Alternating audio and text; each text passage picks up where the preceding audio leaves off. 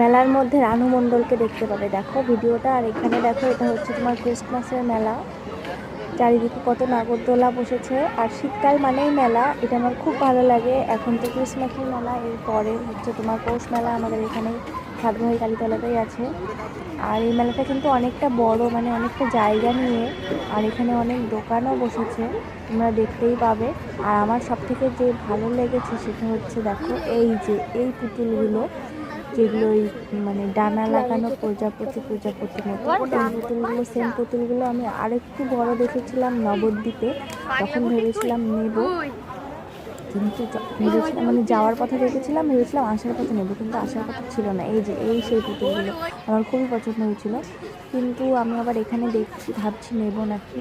আর দেখো এখানে তো মানে ব্যাগ থেকে শুরু করে তোমার হচ্ছে ঠাকুরের ছবি দিয়ে, মানে যা যা জিনিসপত্র হয় সব কিছুর দোকান বসেছে, তোমার যা পছন্দ তাই নিতে পারো।